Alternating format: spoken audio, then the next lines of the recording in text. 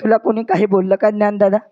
जाऊ दे ना दादा, हा लोक असेच आहे दादा, तसेच आहे दादा. मुक्ताबाई ज्ञानोबारायची समजूत काढत होती. दादा तुला कोणी काही मारलं का दादा? दादा मी बघते दादा त्यांच्याकडे. दादा माझा तुझला काही त्रास आहे का दादा? नाही ना दादा, मी तुला आता त्रास देणार नाही दादा, तुमच्याशिवाय आम्हाला कोणीच नाही दादा. दादा आई गेले रे, आई गेली, वडील गेले, मला तुझ्याशिवाय कोणीच नाही दादा. ताटी उघड ना दादा, तू योगी आहेस ना दादा, मग ताटी उघड ना दादा. योगी पावन मनाचा असा हे अपराध जनाचा, विश्वरागे झाले वन्नी सणते सुखे भावे पाणी. अरे दादा हा समाज जर अग्नी झाला ना दादा, हा समाज जर विस्तू झाला ना दादा, तर साधूने पाणी झालं पाहिजे दादा. अरे आपली जीभ जर दातानं चावली ना दादा, तर आपण दात तोडत नाही दादा. जीभ दाताने चावली गुणी बत्तीशी फाडली. अरे दादा आपला हा हात आहे ना दादा, तर जर दुसऱ्याला लागला ना दादा, आता आपण हात तोडत नाही दादा. हात आपण लागे त्याचा करू नये खेद. दादा या विश्वामध्ये परमार्थ भरलेला आहे दादा. सर्व घटी राम देह तेही एक. अरे दादा तुम्ही संत आहात ना दादा, मग संत असे असतात का? त्यावेळेला ज्ञानोबाराय म्हणतात, मग कागा मुक्ता संत कसे असतात? हेच अभंगाचं प्रथम चरण. संत तोची जाना जगी, संत तोची जाना जगी, संत तोची जाना जगी, संत तोची जाना जगी, संत तोची जाना जगी, संत तोची जाना जगी, संत तोची जाना जगी, संत तोची जाना जगी. दया क्षमा जाचे अंगे, दया क्षमा जाचे अंगे, हा ओ दया क्षमा जाचे अंगे, लोभ नाही मना, लोभ नाही मना, लोभ नाही मना, लोभ नाही मना. दयाच जाचे अंगे, हे दया क्षमा जाचे अंगे, हा हो दया क्षमा जाचे अंगे, लोभ नाही मना, लोभ नाही मना, लोभ नाही मना, लोभ नाही मना.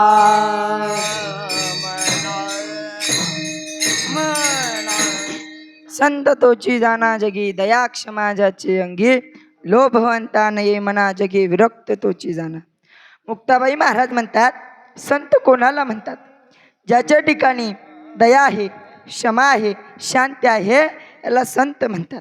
अशा अनेक ठिकाणी ज्ञानोबारायांनी, तुकोबारायांनी, आधी करून सर्व संतांनी संतांची अंतर्बाह्य लक्षणे सांगितलेले आहे. कारण त्यांना हे जग बदलण्याची तळमळ आहे. यांचा उद्धार झाला पाहिजे, यांना देव भेटला पाहिजे, यांच्या जीवनातील दुःख मिटून गेलं पाहिजे, यांना आध्यात्मिक दुःखाची निवृत्ती आणि परमानंदाची प्राप्ती झाली पाहिजे. म्हणून संत प्रयत्न करत असतात. त्यांना खऱ्या संतांचं दर्शन झालं पाहिजे. खऱ्या संतांचं दर्शन झालं पाहिजे म्हणजे खोटे पण संत असतात का? हो, या जगामध्ये संतांची वेशा घालून लुबाडणारे भरपूर आहे.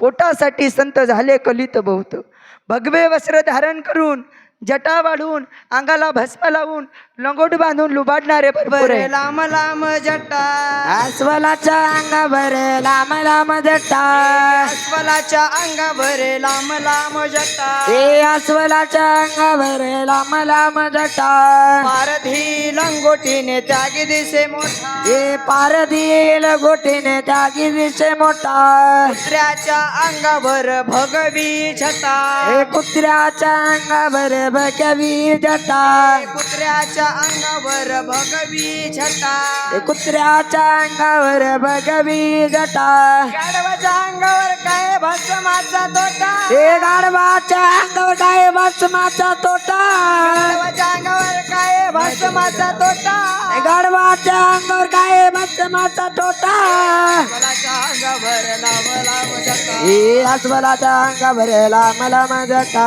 अस्वलाच्या अंगावर लांब लांब जटा हे अस्वलाच्या अंगावर लांब लांब जटा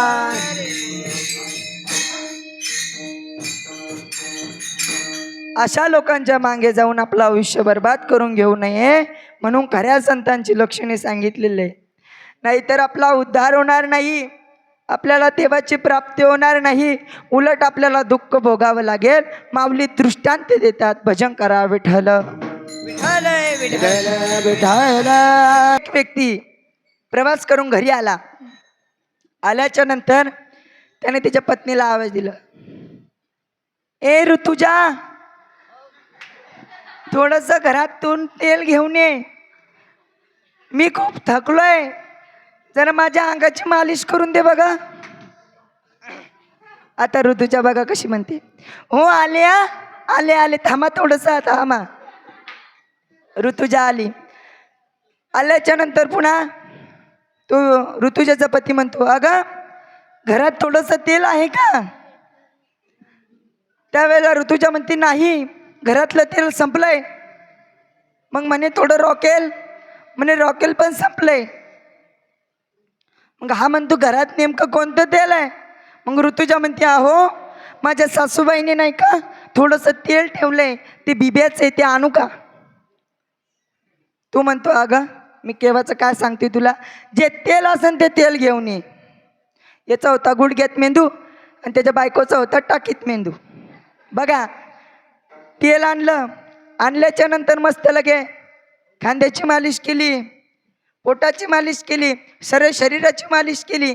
मालिश केल्याच्या नंतर पठ्ठ्या झोपला. झोपल्याच्या नंतर 1-2 घंटा झाला, पठ्ठ्या मुरमुऱ्याच्या पोत्यासारखा सुजला, टम सुजला. मग सुजल्याच्या नंतर त्याचं अंग आणखीन दुखू लागलं. आता मला सांगा, याच्या अंगातली कचकच वाटली का कमी झाली? कशामुळं? म्हणून आपण नको त्या संतांच्या संगतीमध्ये गेलो तर आपलं सुद्धा असंच होईन. विठ्ठल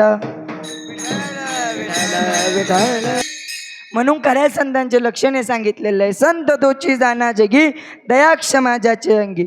ज्या संतांच्या ठिकाणी दया आहे, क्षमा आहे, शांती आहे, ते संत या जगामध्ये श्रेष्ठ आहे. बघा, माऊली वर्णन करतात, आता दयाचे ऐसे पूर्ण चंद्रिका जैसी, निवविता न कळसी जाना, थोर चिकली रुतली गाय धड भाकड ना होय.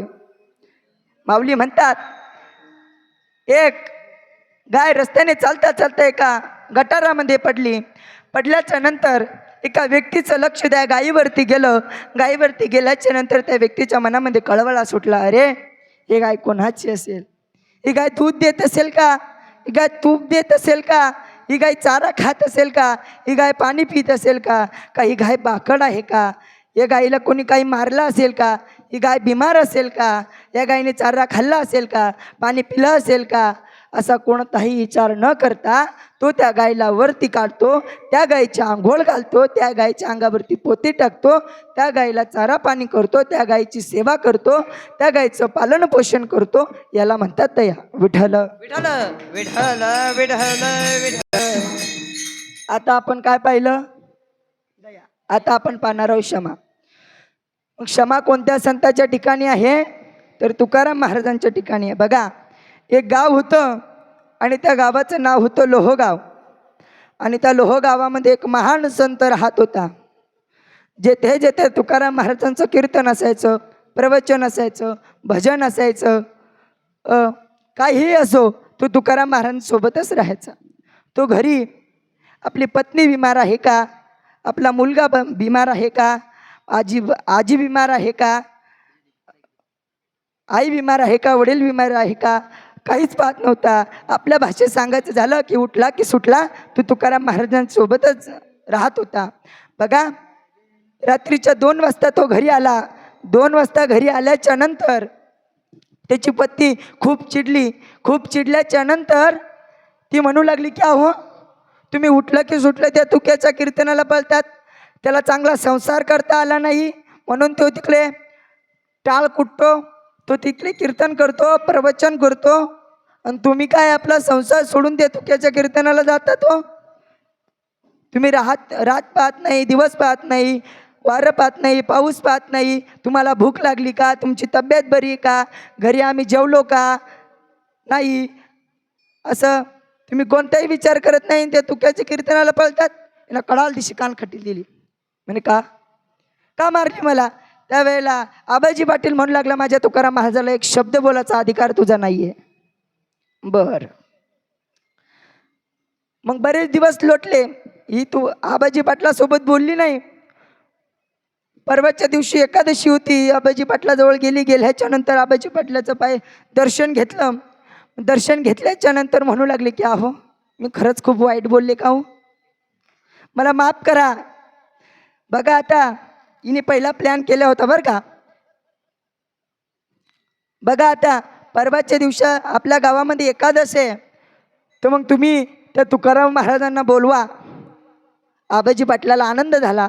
आबाजी पाटलाला असं वाटलं की अरे हिची एक कानाखाली दिली तर ही इतकी सुधारली, आणि हिने जर तुकाराम महाराजांचं कीर्तन ऐकलं तर ही माझ्यासोबतच कीर्तनाला येत जाईल. म्हणून आबाजी पाटलांनी हो सांगितलं. आबाजी पाटलांनी हो सांगितल्याच्या नंतर ही खुश झाली. हिला फक्त आपला बदला काढायचा होता. एकादशीचा दिवस उजळला. उजळल्याच्या नंतर रात्र झाली. मस्त तुकाराम महाराजांचं कीर्तन सुंदर प्रकारे पार पडलं आणि घड्याळी मग ते 11 वाजले. 11 वाजल्याच्या नंतर आबाजी पाटलाची पत्नी म्हणते अहो किती रात्र झाली, आता अंधारात हे तुकाराम महाराज घरी जातील का. त्यावेळेला आबाजी पाटील म्हणू लागली यांना सवय हे जातील. त्यावेळेला आबाजी पाटलाची पत्नी म्हणू लागली की अहो एक काम करा, यांना सांगा की आमच्या घरी आज मुक्कामाला थांबा. मग आबाजी पाटील गेल्याच्या नंतर तुकाराम महाराजांना सांगितलं की तुकाराम महाराज तुम्ही आमच्या घरी आज मुक्कामाला थांबा. तुकाराम महाराजांनी सुद्धा हो म्हटलं. हो म्हटल्याच्या नंतर घरी आणलं. जेवण वगैरे झालं. तुकाराम महाराज झोपी गेले. झोपी गेल्याच्या नंतर बराच वेळ झाला.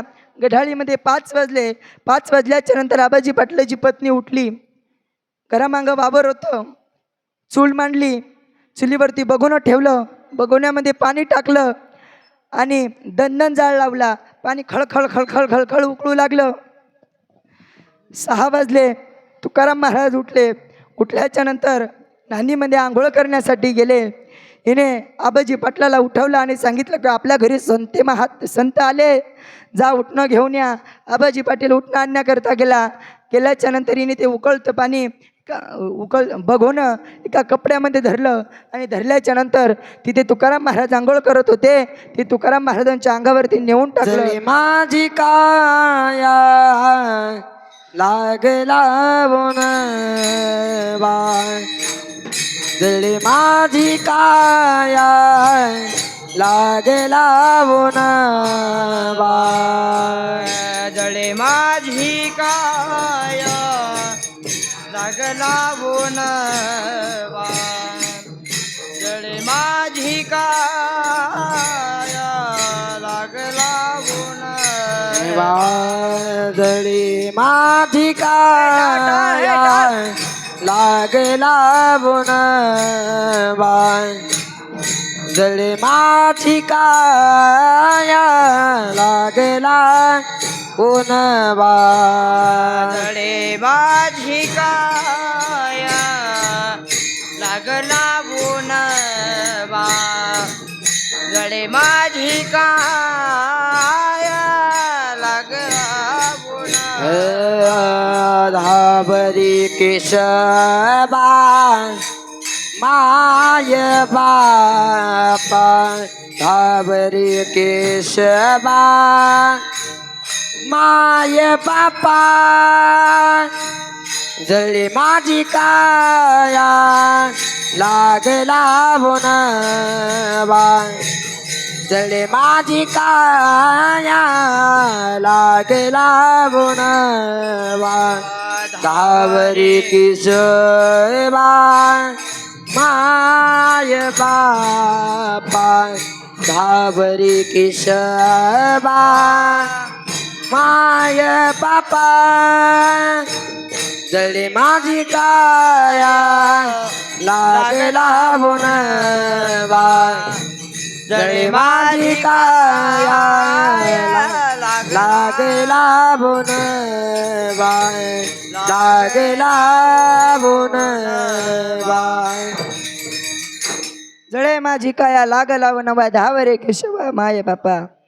सांगण्याचं तात्पर्य की तुकाराम महाराजांच्या अंगावरती आबाजी पाटलाच्या पत्नीने उकळतं पाणी टाकलं तरी सुद्धा तुकाराम महाराजांनी एक शब्द सुद्धा आबाजी पाटलाच्या पत्नीला बोलले नाही. इतका मोठा गाथा लिहिला, त्या गाथ्यामध्ये सुद्धा एकही अभंगाद्वारे तुकाराम महाराजांनी आबाजी पाटलाच्या पत्नीला शिवी दिली नाही. अशा आमच्या तुकाराम महाराजांमध्ये दया आहे. विठ्ठल विठ्ठल विठ्ठल विठ्ठल विठ्ठल क्षमा आहे. आता आपण दया पाहिली, क्षमा पाहिली, आता आपण पाहणार आहोत शांती. आपल्या वारकरी संप्रदायामध्ये एकमेव संत असे आहे की ते शांतही आहे आणि संतही आहे आणि श्रीमंतही आहे. बघा, एकदा एकनाथ महाराज गोदावरीचं स्नान करण्याकरता निघाल्याच्या नंतर पुऱ्या गावामध्ये चर्चा होती की हे एकनाथ महाराज यांना तुम्ही कितीही बोला, आईहून बोला, वडिलाहून बोला, बायकोहून बोला, त्यांना मारा, त्यांना काही करा, राग येत नव्हता. एक नवीन ब्राह्मण त्या गावामध्ये आल्याच्या नंतर पारावर कशी मीटिंग भरती तशी मीटिंग त्या गावामध्ये भरल्याच्या नंतर तो नवीन आलेला ब्राह्मण म्हणू लागला, हा ब्राह्मण कुठे जातोय, एकनाथ महाराजांना म्हणू लागला. त्यावेळेला दुसऱ्यांनी सांगितलं की हे आमच्या गावातील एकनाथ महाराज आहे, यांना कोणीच राग आणू शकत नाही, यांना तुम्ही किती मारा, किती बोला, किती शिव्या द्या, काहीही करा, यांना कोणीच राग आणू शकत नाही. त्यावेळेला हा ब्राह्मण म्हणतो, फक्त राग आणवायचा आहे ना, बर. या नवीन ब्राह्मणाने एका मुसलमानाला बोलावलं. मुसलमानाला बोलावल्याच्या नंतर बाजारामध्ये गेला, बाजारातून पानं घेऊन आला. पानं घेऊन आल्याच्या नंतर त्या मुसलमानाला सांगितलं की मी तुला पैसे देईन, तू फक्त नाथ महाराज गोदावरीचं स्नान करून वरती आले की त्यांच्या अंगावरती पान खाऊन थुकायचं. हा मुसलमानाने पानं घेतले, गोदावरीच्या काठी बसल्याच्या नंतर एकनाथ महाराज आले, गोदावरीला नमस्कार केला, गोदावरीमध्ये गेले, स्नान केलं, वरती आले. ह्या मुसलमानाने पान खाऊन एकनाथ महाराजांच्या अंगावरती थुकला. पुन्हा एकनाथ महाराज गोदावरीचे स्नान करण्याकरता गेले, पुन्हा गोदावरीचे स्नान केलं, पुन्हा वरती आले, पुन्हा हा मुसलमान एकनाथ महाराजांच्या अंगावरती थुकला. हे 1-2 वेळेस नाही तर 108 वेळेला तो मुसलमान येऊन अंगावरी थुंकला, येऊन अंगावरी थुंकला, यौवन अंगावरी थुकला, यौवन अंगावरी थुकला. हे प्रसाद देऊनी सुखी केला, प्रसाद देऊनी सुखी केला, सुखी केला, येऊन अंगावरी थुंकला, येऊन अंगावरी थुंकला. प्रसाद देऊनी सुखी केला, प्रसाद देऊनी सुखी केला, सुखी केला, येऊन अंगावरी थुंकला, येऊन अंगावरी थुंकला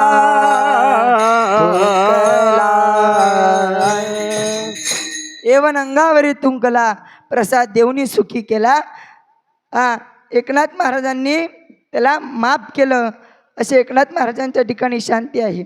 बघा, असे ज्या संतांच्या ठिकाणी दया आहे, क्षमा आहे, शांती आहे, ते संत या जगामध्ये श्रेष्ठ आहे. बघा, मग ज्ञानोबाराय मुक्ताईला म्हणतात, का ग मुक्ता, मी तुला पहिले विचारलं संत कसे असतात, त्यावेळेला तू काय सांगितलं की ज्याच्या ठिकाणी दया आहे, क्षमा आहे, शांती आहे, ते संत आहे. मग आता मला सांग, ज्या संतांच्या ठिकाणी दया आहे, क्षमा आहे, शांती आहे, ते संत कसे असतात?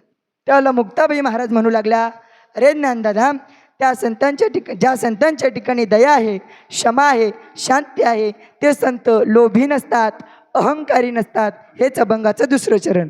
लोभ अहंकार लोभ अहंकार नये मना लोभ अहंकार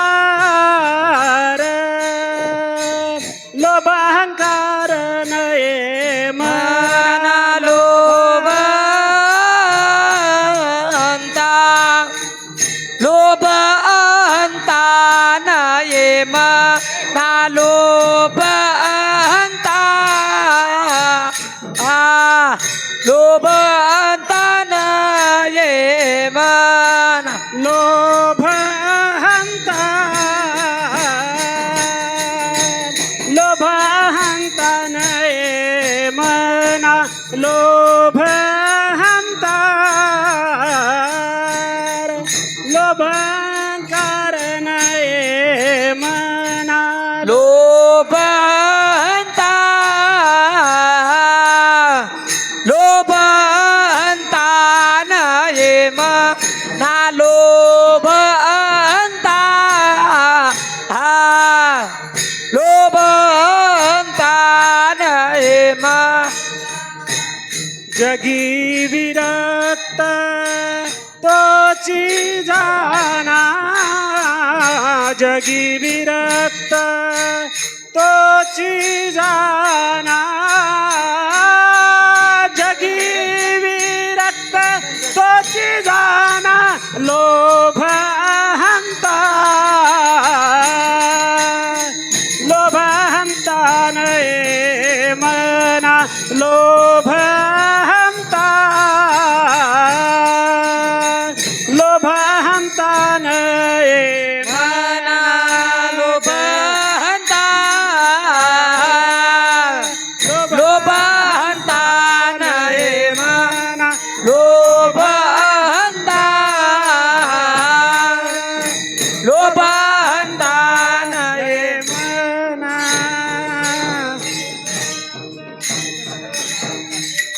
लोभ अंता नये मना जगी विरक्त तोची जाना. मुक्ताबाई महाराज सांगतात, आमच्या संतांच्या ठिकाणी लोभ नाही. मुक्ताबाई महाराज सांगतात, आमचे संत लोभी नसतात, अहंकारी नसतात, तर ते विरक्त वैराग्यवान संत असतात. आता आपण लोभ शब्द जर पाहिला तर लोभ शब्द माणसाच्या जीवनाकरता खूप घातक आहे. अहंकार सुद्धा माणसाच्या जीवनाकरता खूप घातक आहे. एक उदाहरण मी आपल्याला सांगेल. एकदा तुकाराम महाराजांचं कीर्तन चालू होतं आणि तुकाराम महाराजांच्या कीर्तनामध्ये छत्रपती शिवाजी महाराज कीर्तन ऐकण्यासाठी बसले होते. एकदम सुंदर प्रकारे कीर्तन पार पडलं. एकदम सुंदर प्रकारे कीर्तन पार पडल्याच्या नंतर एका व्यक्तीने छत्रपती शिवाजी महाराजांना सांगितलं की अहो महाराज, आपण ज्यांचं कीर्तन ऐकतोय ना ते खूप गरीब आहे. त्यांना खाण्यासाठी अन्न नाही, पिण्यासाठी पाणी नाही, त्यांना राहायची काहीच घर नाही, दार नाही, ते उघड्यावरच राहतात असं सांगू लागले. सांगू लागल्याच्या नंतर दुसऱ्या दिवशी छत्रपती शिवाजी महाराजांनी आपल्या 5-6 मावळ्यांना बोलवलं. 5-6 मावळ्यांना बोलवल्याच्या नंतर मोठ्याले ताटामध्ये दागिने, सोने, माणिक, मोते, लाडू, पेढे, हे खायच्या वस्तू, कपडे गिपडे सगळे घेऊन ते मावळे तुकाराम महाराजांच्या घरी आले. आल्याच्या नंतर तुकाराम महाराज काही घरी नव्हते. तुकाराम महाराजांची पत्नी आवली माता घरी होती. आवली मातेने इतकं दागिने, माणिक, मोते पाहिल्याच्या नंतर आवली मातेला वाटलं की हे आपले आहे. मावळ्यांनी सांगितलं की तुकाराम महाराज घरी आहेत का? त्यावेळेला आवली मातेने सांगितलं तुकाराम महाराज घरी नाही, तुकाराम महाराज बाहेर गेलेले आहे. त्यावेळेला आवली मातेने विचारलं हे कोणाचं आहे, एक तुम्ही कोणासाठी घेऊन आलंय? त्यावेळेला छत्रपती शिवाजी महाराजांच्या मावळ्यांनी सांगितलं की हे आमच्या राजांनी दिले, तुम्हाला भेट म्हणून हे तुम्हाला घ्यावं लागेल, याचे तुम्हाला स्वीकार करावा लागेल. त्यावेळेला आवली मातेने हो म्हटल्याच्या नंतर ते दागदागिने माणिक मोती लाडू पेढे सगळे ठेवल्याच्या नंतर तुकाराम महाराज आले. तुकाराम महाराज आल्याच्या नंतर तुकाराम महाराजांनी पाहिलं ते सोनं नाणं दागिने माणिक मोती साडी ते पाहिलं. आवली मातीने नवीन साडी घातली, अंगावरती दागदागिने घातले, लाडू पेढे खाऊ लागली. आणि अचानक तुकाराम महाराज तिथे आल्याच्या नंतर तुकाराम महाराज म्हणू लागले, आवले काय कोणाचं आहे दागदागिने, कोणाचे तू का घातले, कोणाला विचारून घातले? असं असे तुकाराम महाराज म्हणू लागले. नंतर ते मावळे म्हणू लागले की अहो रात्री तुमचं कीर्तन झालं, त्या कीर्तनामध्ये आमचे छत्रपती शिवाजी महाराज आले होते. कोणीतरी त्यांना सांगितलं की एकनाथ महाराज खूप गरीब आहे, म्हणून तुम्हाला आमच्या तुकाराम महाराज खूप गरीब आहे म्हणून आमच्या छत्रपती शिवाजी महाराजांनी तुम्हाला दागदागिने दिले. त्यावेळेला तुकाराम महाराज म्हणू लागले की आम्हाला तुमचं सोनं नाणं दागदागिने माणिक मोती काही पाहिजेत नाही. सोने रूपी आम्हाय मृत के समान, सोने रूपी आम्हा मृत के समान, सोने रूपी आम्हा मृत के समान, सोने रूपी आम्हा मृत के समान, सोने रूपे आमा मृत के समान, सोने रूपे आमा मृत के समान, सोने रूपे आमा मृत के समान, सोने रूपे आमा मृत के समान, माणिक पाषाण खडे जैसे, माणिक पाषाण खडे हे माणिक पाषाण खडे जैसे, माणिक पाषाण खडे जैसे, मृत के समान, सोने रूपी आम्हा मृत के समान, सोने रूपी आम्हा मृत के समान, ओ सोने रूपी आम्हा मृत के समान, हे सोने रूपे आमा मृत के समान, सोने रूपे आमा मृत के समान, सोने रूपे आमा मृत के समान, सोने रूपे आमा मृत के समान.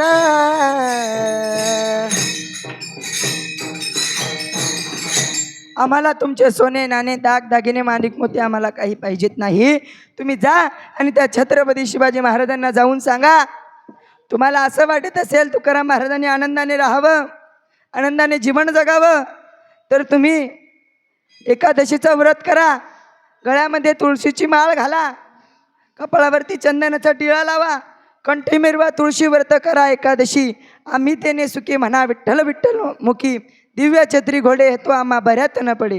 आम्हाला तुमचे सोने नको, दागिने नको, माणिक मोती आम्हाला काहीच नको. सांगण्याचं तात्पर्य आमचे संत लोभी नसतात, तर निर्लोभी विरक्त वैराग्यवान संत असतात. विठ्ठल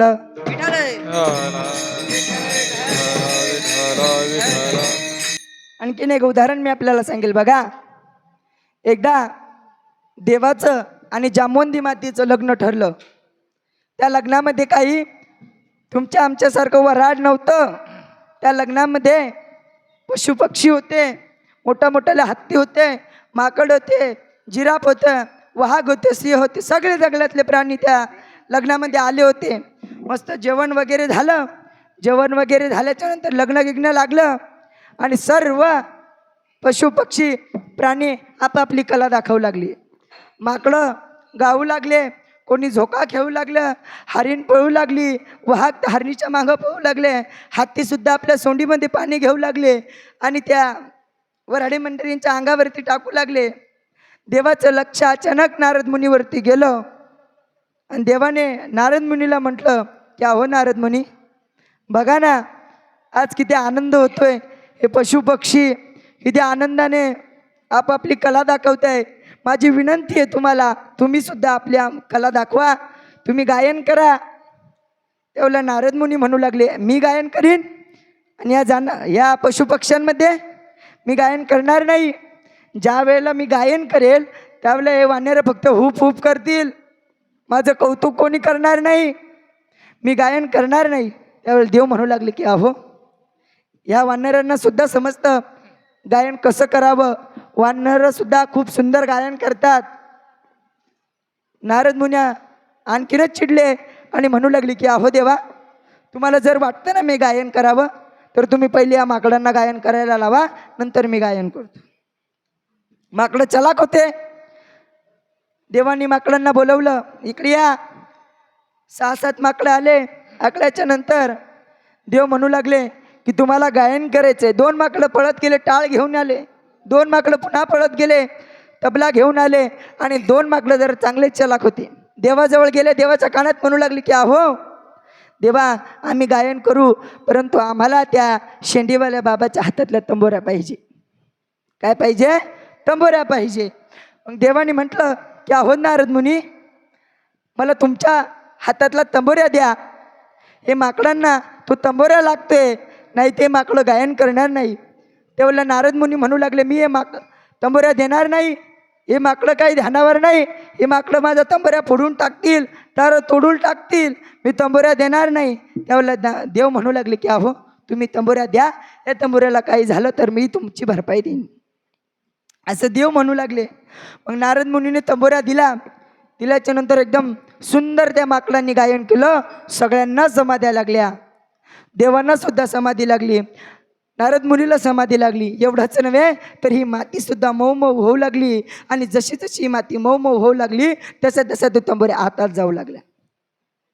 तंबोऱ्या अर्धा हात केला. अचानक देवाचे डोळे उघडले आणि देवाने पाहिलं तर काय, तंबोऱ्या हात खाली गेला होता. देवाने सांगितलं बंद करा, हे थांबा दर्शक. त्यावेळेला सर्व माकडं थांबल्याच्या नंतर आता देवाने सांगितलं नारद मुनी, आता बघा या माकडांनी किती सुंदर गायन केलं, सर्वांना समाध्या लागल्या, तुम्हाला सुद्धा समाधी लागली, ही माती मऊ मऊ झाली, हा तंबोरा खाली गेला. आता एक काम करा, तुम्ही गायन करा. मग ज्यावेळेला तुम्ही गायन कराल त्यावेळेला सर्वांना समाध्या लागेल, मग ही मातीसुद्धा मऊ मऊ होईल. मग आम्ही काय करू, तो तंबोऱ्यावरती काढून घेऊ. नारद मुनी गायन करायला लागले. एक अभंग म्हणला, समाध्या काही कोणाला लागेना. दुसरा म्हणला, काहीच माशी सुद्धा उठत नव्हती, काहीच होत नव्हतं तिथं. शेवटी नारद मुनीने देवाचे पाय पकडले आणि म्हटलं की एक तुम्ही काय करा, या माकडांना पुन्हा गायला लावा. पुन्हा ते माकडं सुद्धा तयारीतच होते. माकडं गायन करायला लागले. मग माकडं गायन करायला लागल्याच्या नंतर पुन्हा सर्वांना समाध्या लागल्या.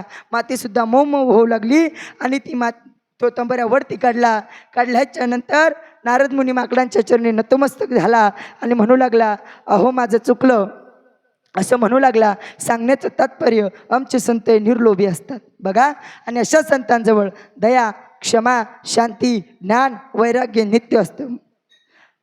आणखीन आपण यांचं बाह्य लक्षणे पाहिलेलं नाही. यांच्या मुखामध्ये भगवंताचं शुद्ध ज्ञान असतं. हेच अभंगाचं 3रं चरण. इह पर लोकी चोखे, इह पर लोकी सुखे, इह पर लोकी सुखी, इह पर लोकी सुखी इह पर लोकी सुखी इह पर लोकी सुखी यह पर लोकी सुखी यह पर लोकी सुखी शुद्ध ज्ञान ज्याचे मुखी शुद्ध ज्ञान ज्याचे मुखी लोभ अहंता नये मना लोभ अहंता नये मना जारचे मुखी शुद्ध ज्ञान जाचे मुखी लोभता नये मना लोभता नये मना बारखुमाये बारखुमा